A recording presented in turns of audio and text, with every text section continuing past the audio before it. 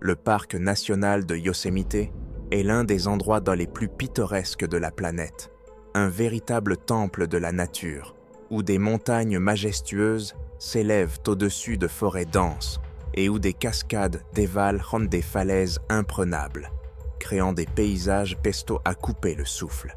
Des millions de touristes viennent ici chaque année pour savourer la beauté immaculée, expérimenter les sentiers difficiles et toucher les pouvoirs anciens de l'endroit. Mais il y a des choses dont les guides ne vous parlent pas. Le Yosemite cache quelque chose de sombre, quelque chose qui se tapit dans l'ombre et qui surveille chacun de vos mouvements. C'est là que même les randonneurs les plus expérimentés disparaissent sans laisser de traces, leurs empreintes semblant effacées de la surface de la Terre. C'est là que les gardes forestiers, en patrouille, rencontrent des créatures dont la nature dépasse l'entendement. Ici, les visions nocturnes se transforment en cauchemars, et ceux qui ont osé rester dans la nature jusqu'à l'aube parlent de figures mystérieuses qui apparaissent au crépuscule et se dissolvent comme des fantômes. Les habitants murmurent de vieilles légendes, mentionnant d'anciennes entités qui gardent la terre. Certains croient que dans les profondeurs du parc se trouvent des portails vers d'autres dimensions où les gens disparaissent.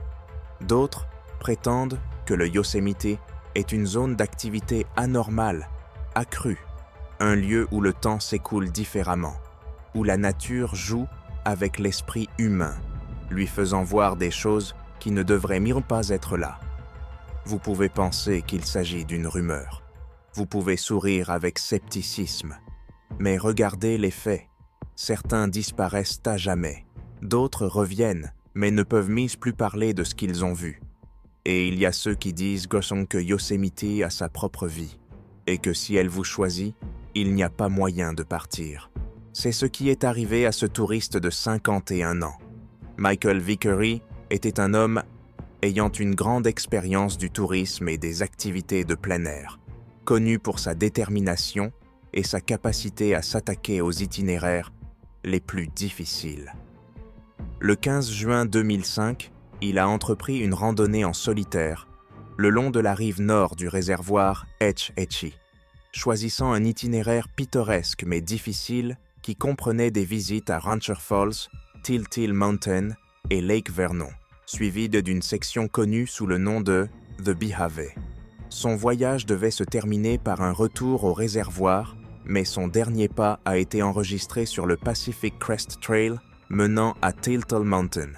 Michael n'étant jamais revenu, sa famille a immédiatement contacté les services de recherche et de sauvetage.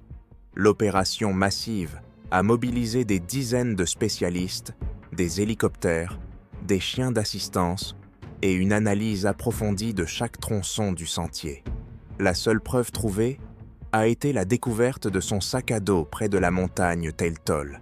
Le sac à dos contenait une carte topographique, une bouteille d'eau et un appareil photo, laissé là comme par hasard. Ce qui est particulièrement surprenant, c'est que rien n'a été trouvé là où les experts pensaient qu'il aurait dû y avoir des traces de sa présence. Empreintes de pas, marques d'équipement ou effets personnels. Cette disparition soulève de nombreuses questions. S'agit-il d'un randonneur expérimenté, soigneusement préparé, qui s'est évanoui dans la nature? Ou bien y a-t-il eu quelque chose d'autre? Peut-être l'intervention de champs d'énergie inconnus, ou même un enlèvement soigneusement planifié? La famille de Michael vit toujours dans l'espoir de trouver des réponses, tandis que la communauté scientifique débat d'hypothèses allant des catastrophes naturelles et des anomalies naturelles à l'influence de forces surnaturelles, capables de modifier les lois habituelles de la physique.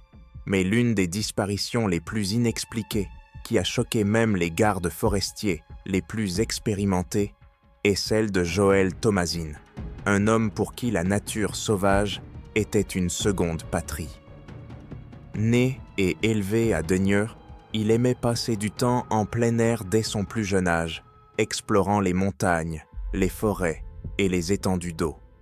Sa passion pour l'aventure l'a conduit à participer à de nombreux voyages de camping et expéditions, au cours desquels il a toujours fait preuve d'une grande forme physique et d'une grande maîtrise de l'équipement.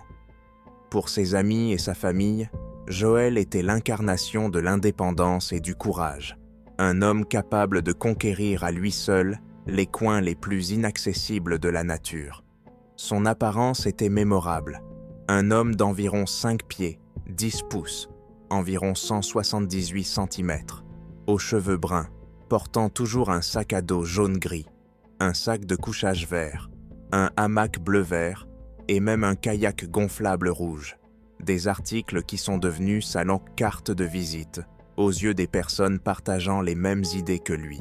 Ces accessoires ne signalent pas seulement son engagement en faveur d'un mode de vie actif, mais symbolisent également sa préparation à toute éventualité pouvant survenir en cours de route. Le 6 septembre, Joel a décidé de parcourir un itinéraire qui n'était pas nouveau pour lui, mais qui avait une valeur particulière, du réservoir Hetch Hetchy au lac Eleanor. Cet itinéraire, d'une longueur d'environ 9 miles, environ 14 km, l'a conduit à travers des coins peu explorés et reculés du parc national, où la nature dicte ses règles et où la présence humaine est de minime. Avant de partir, Joel avait laissé à sa famille une description détaillée de son itinéraire, indiquant les principaux points de repère, les lieux de repos et même une estimation de l'heure de retour. Il était confiant dans sa préparation et savait que son expérience lui permettrait de faire face à toute surprise, qu'il s'agisse d'un changement soudain de temps, d'un terrain difficile ou de rencontres inattendues avec des animaux sauvages. La route de Hetch Hetchy est réputée pour sa beauté, mais aussi pour sa rudesse. On pouvait y voir la puissance des cours d'eau, le bruit du vent entre les rochers et, bien sûr, les paysages étonnants que la nature avait créés au fil des siècles. Pour Joel, il ne s'agissait pas seulement d'un voyage, mais d'une occasion de se tester, de prouver ses compétences et peut-être de trouver de nouvelles idées pour de futures expéditions. En ce jour fatidique, tout commence comme d'habitude. Joel se met en route avec l'assurance que lui confèrent des années d'expérience et de nombreuses randonnées. Son appareil mobile, réglé pour transmettre régulièrement des coordonnées, émet un dernier signal près d'un endroit reculé de l'itinéraire. La connexion a ensuite été soudainement coupée et aucun signal n'a été reçu de lui pendant les heures qui ont suivi. Sa famille, qui a été informée de la perte de communication, a immédiatement signalé sa disparition. Cet événement est un choc pour tous ceux qui connaissaient Joel. Comment un homme aussi expérimenté et formé a-t-il pu disparaître dans des conditions qu'il semblait parfaitement maîtriser? Les questions se multiplient. Où a-t-il pu se retrouver? Qu'est-ce qui a pu empêcher son retour? Et pourquoi même son itinéraire soigneusement établi ne donne aucun indice sur ses prochaines étapes? Immédiatement après le signalement de la disparition de Joel, une vaste opération de recherche a été lancée. Des dizaines de gardes forestiers expérimentés, de sauveteurs, de chiens d'assistance et d'hélicoptères ont été mobilisés. L'opération s'est déroulée sur un terrain difficile et dans des conditions météorologiques changeantes, ce qui a rendu les recherches particulièrement ardues. Les sauveteurs ont étudié minutieusement toutes les parties de l'itinéraire proposé, ont dégagé des pistes, ont cherché des empreintes dans le sol, ont vérifié les rives des plans d'eau et ont même analysé des images aériennes prises par des hélicoptères. Fait intéressant et mystérieux à la fois, l'examen approfondi de la piste n'a pas révélé la moindre trace de la présence de Joel.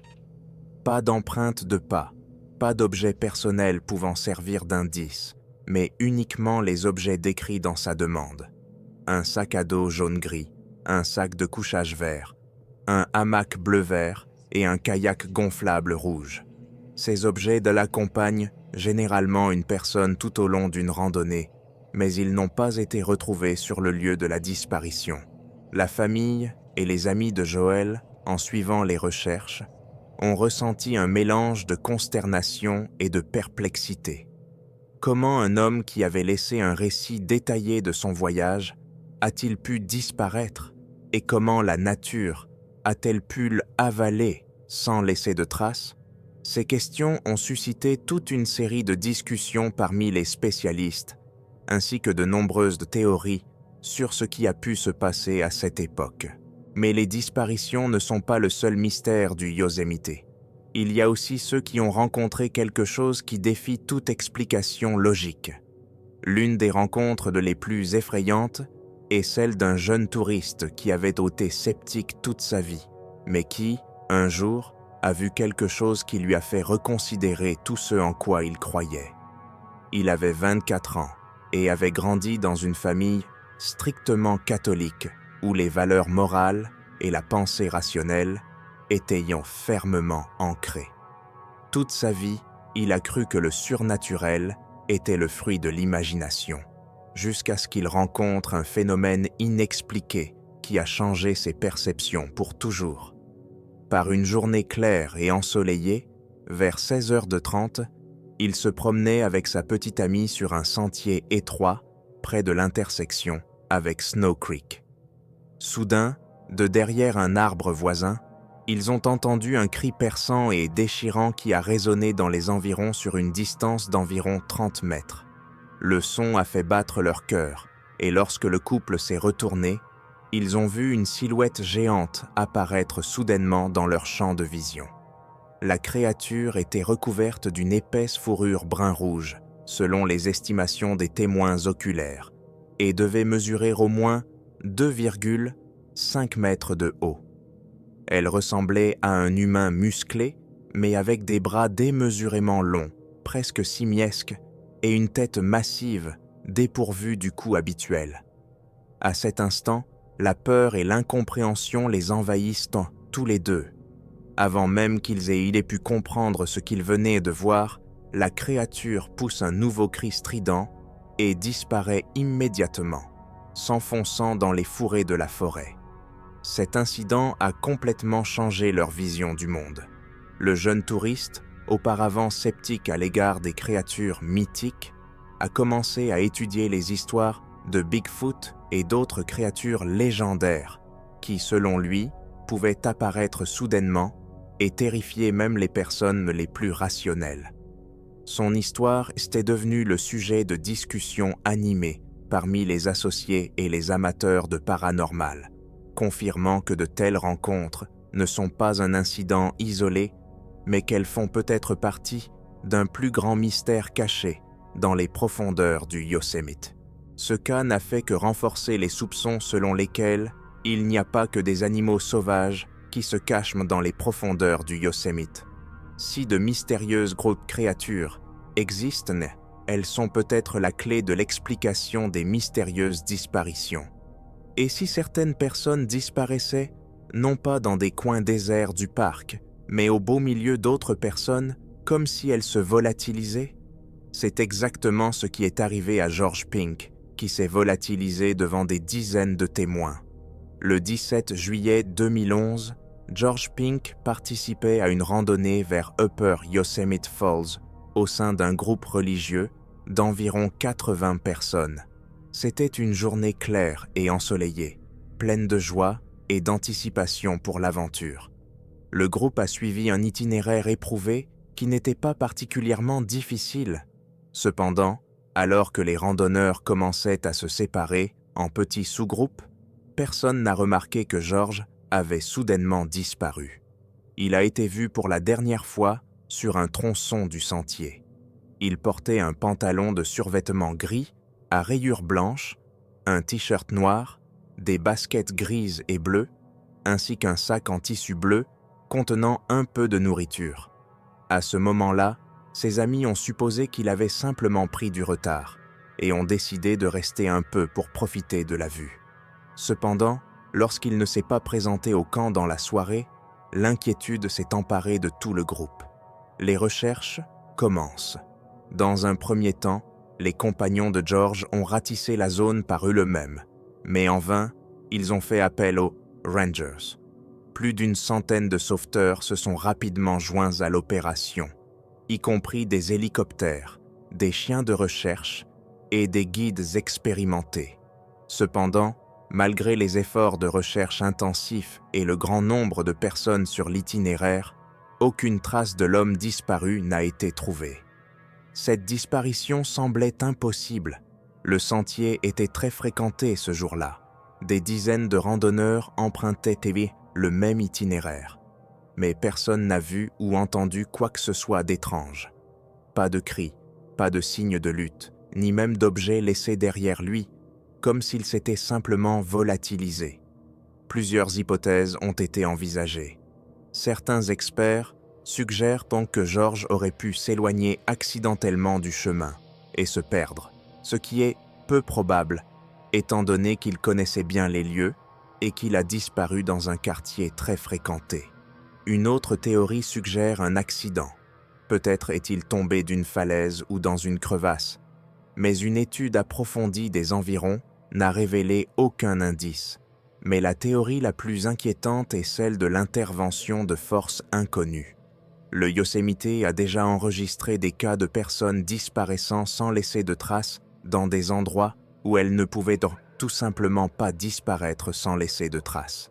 Certains témoins oculaires ont fait état de sensations étranges sur le sentier ce jour-là. Un sentiment soudain de malaise, un silence qui semblait s'épaissir autour d'eux, des ombres vacillantes entre les arbres. La disparition de George Pink reste l'un des plus étranges mystères du Yosemite. Sa famille espère encore, aujourd'hui, obtenir des informations, mais les années passent et aucune trace n'est retrouvée. Que lui est-il arrivé sur ce sentier? S'agit-il d'un accident fortuit, d'un enlèvement soigneusement planifié ou d'une manifestation de force dont nous ignorons tout? Pour l'instant, cette question reste sans réponse, comme tant d'autres disparitions mystérieuses dans les parcs nationaux américains. L'un de ces cas mystérieux est la rencontre du ranger Stephen avec un phénomène qui a choqué même ses collègues les plus sceptiques. Un soir d'automne brumeux, un garde forestier anonyme du nom de Stephen a été confronté à un phénomène qui continue d'éveiller l'imagination du personnel et des visiteurs du parc national de Yosemite. Selon ses dires, vers 23h10, alors qu'il effectuait sa ronde nocturne le long d'une route étroite à l'arrière du parc, une étrange silhouette se tenant sur le bord de la route attira son attention. Stephen a d'abord pensé qu'il s'agissait d'un randonneur en détresse et a ralenti pour lui offrir son aide. Mais en s'approchant, il s'est rendu compte que ce n'était pas une silhouette ordinaire qui se tenait devant lui. Selon Stephen, la silhouette était dépourvue des signes habituels de la forme humaine. Aucun vêtement n'était visible, pas même les traits du visage. Tout semblait flou et indéterminé, comme si la silhouette n'était qu'une ombre, dépourvue de substance matérielle. Et puis, quelque chose de vraiment inexplicable s'est produit. La silhouette a commencé à s'élever lentement au-dessus du sol, comme si elle défiait les lois de la gravité. Et après avoir volé sur une distance d'environ 7,6 mètres, elle a disparu instantanément dans l'épaisse obscurité de la nuit. Le lendemain, Stephen apprend que d'autres visiteurs du parc ont fait des observations similaires et inexpliquées. Un campeur âgé a déclaré avoir entendu des pas silencieux et inquiétants à l'extérieur de son camping pendant toute la nuit, et une femme voyageant avec ses enfants a déclaré avoir vu des yeux brillants au loin, dégageant un sentiment froid et omniprésent d'effroi. Ces témoignages n'ont fait qu'ajouter à l'aura mystique de ce qui s'était passé, et à ce jour, les experts en paranormal tentent toujours de trouver une explication rationnelle à ce que Stephen a vu. Certains collègues du garde forestier affirment que des incidents similaires ont déjà été rapportés dans le Yosemite, mais jamais de manière aussi saisissante. Stephen lui-même continue de se demander si le phénomène n'est pas un signal de force inconnue dépassant les limites de la réalité conventionnelle dont la science ne sait pas grand-chose. Il décrit son expérience comme quelque chose qui semble avoir pénétré son âme, laissant une marque indélébile qui revient parfois sous forme de cauchemar. Selon certains chercheurs, ces phénomènes s'expliquent par des anomalies énergétiques qui se produisent périodiquement dans les forêts anciennes et sur les sentiers sinueux des parcs nationaux. Peut-être que certaines nuits, l'espace qui nous entoure s'amenuise et laisse entrevoir ce qui essaie normalement caché. D'autres sont enclins à croire qu'il s'agit simplement d'un jeu d'ombres et de lumière, une illusion d'optique créée par des conditions météorologiques particulières, l'humidité et les lumières vacillantes de sources de chaleur lointaines. Mais pour Stephen et ceux qui ont été témoins d'événements similaires, cette théorie semble trop banale. Son histoire, empreinte d'un profond mystère et d'une crainte inexplicable, nous rappelle que la nature de Yosemite peut non seulement surprendre par sa beauté majestueuse, mais aussi cacher des secrets qui échappent encore à l'entendement humain. Dans ce contexte, de nombreux employés du parc ont commencé à reconsidérer leurs idées sur les patrouilles nocturnes. De nouveaux équipements, caméras infrarouges, détecteurs de mouvement et systèmes de surveillance nocturne améliorés sont déjà progressivement introduits dans la pratique quotidienne afin de saisir toute anomalie en temps réel. Cependant, même la technologie moderne ne peut pas toujours saisir l'essence de ce qui se passe dans ces ombres profondes, où le temps et l'espace semblent perdre leurs propriétés habituelles. L'histoire racontée par Stephen est devenue une sorte de légende, transmise de bouche à oreille par les gardes forestiers et le personnel du parc. Certains l'appellent « l'ombre de Yosemite », affirmant que ces nuits sont plus qu'un simple reflet de la réalité. Cette légende, qui mêle mythes anciens et observations modernes, continue d'inspirer les scientifiques et les amoureux de la nature, les incitant à regarder le ciel nocturne avec émerveillement et à se demander quels secrets ce vaste monde mystique cache. En poursuivant son travail, Stephen s'est demandé si ce qu'il avait vu n'était pas un indice d'une autre dimension, un endroit où la frontière entre le monde vivant et l'autre monde est si mince qu'une personne peut accidentellement être témoin de la manifestation d'une force inconnue. Son histoire reste ouverte à l'interprétation, suscitant l'intérêt et le débat, ainsi que la recherche de nouvelles explications, là où les méthodes conventionnelles n'apportent plus de réponses. Selon vous, que cache Yosemite? Écrivez vos théories dans les commentaires. N'oubliez pas de nous donner un like si vous avez aimé ces histoires mystérieuses et de vous abonner pour ne pas manquer de nouvelles vidéos sur la chaîne. À bientôt. Bye.